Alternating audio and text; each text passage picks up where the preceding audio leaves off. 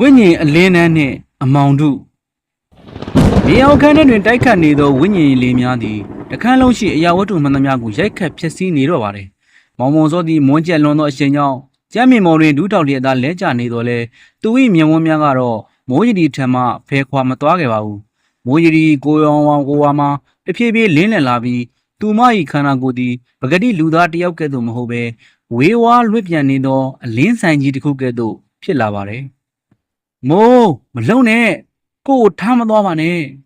မော်စောဤအော်ဒမန်လေးပင်တန်များကြားတဲ့တွင်နစ်မြုပ်နေခဲ့ပါတယ်သို့သောမိုးရီသည်သူ၏စကားကိုကြားဟန်မတူပဲသူမ၏လက်တစ်ဖက်ကိုကြောက်ပြားပေါ်ရှိရုံအလောင်း၏ရင်မက်ပေါ်သို့အသာအရာလှမ်းတင်လိုက်ပါတယ်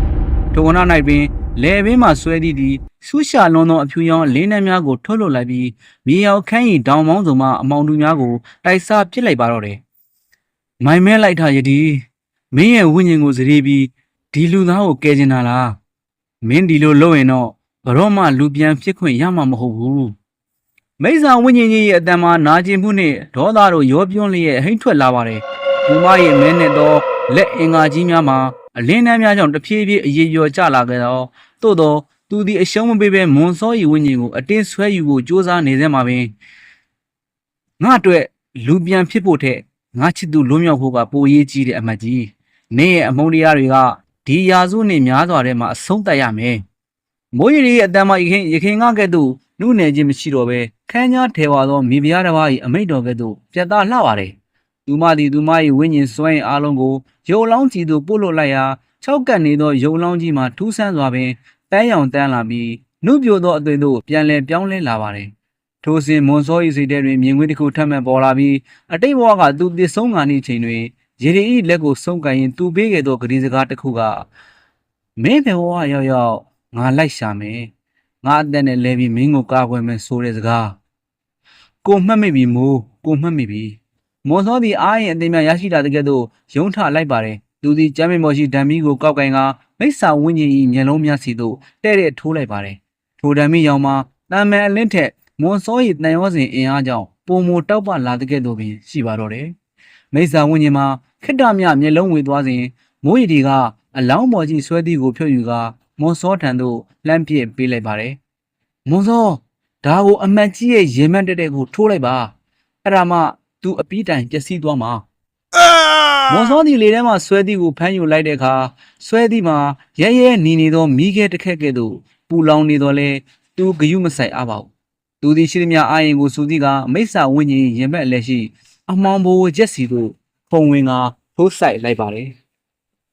မြေအောင်ကတစ်ခုလုံးတုံခါသွားစေသောအဟိတန်ကြီးနှင့်တူမိစ္ဆာဝိညာဉ်မှာဖုံဖုံများဖြင့်လွင့်စင်သွားပါတော့တယ်။အမောင်လူများကွယ်ပြောက်သွားပြီးမြေအောင်ခန်းထဲတွင်ငြိမ်သက်ခြင်းကစိုးမိုးလာပါတယ်။မွန်စောသည်မောဝိုင်းစွာဖြင့်ကျမ်းမေမော်သို့လဲကျသွားပါတယ်။ခဏကြာတွင်သူမမျက်လုံးဖွင့်ကြည့်လိုက်သောအခါမိုးရီဒီသည်သူနားတွင်ဒူးတောက်လျက်ရှိနေသည်ကိုတွေ့လိုက်ရတယ်။သို့သောသူမ၏ကိုယ်အထက်မှာပိုပြီးတော့ဝေဝါးနေပြီးတစ်ဖက်သို့မြင်နိုင်လောက်အောင်ကြည်လင်နေခဲ့တယ်။မိုးအဆင်ပြေလား။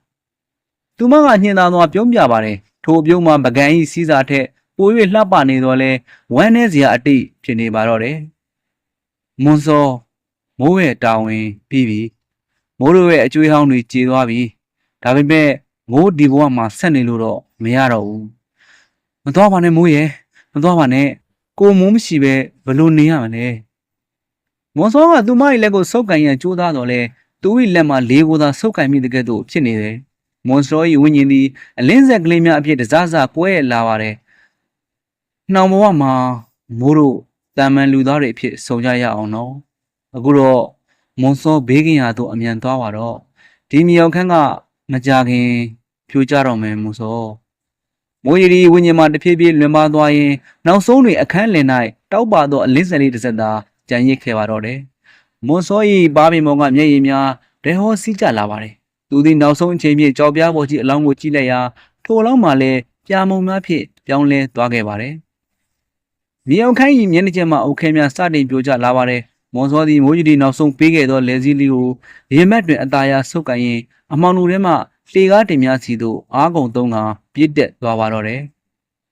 ။အခန်းလေးမှာတိုက်ပွဲနှင့်ခွဲခွာခြင်းအထွတ်ထိပ်ဖြစ်ပါတယ်။နောက်ဆုံးအခန်းကမှာတော့ဇက်လန်း၏အဆုံးသက် မွန်စောရဲ့ဘဝနဲ့မိုးရီဒီတို့ရဲ့ကံကြမ္မာဘလို့အဆုံးသတ်မလဲဆိုတာကိုရင်းနှီးစရာကောင်းလောက်အောင်တင်ပြပါအောင်မယ်ခင်ဗျာ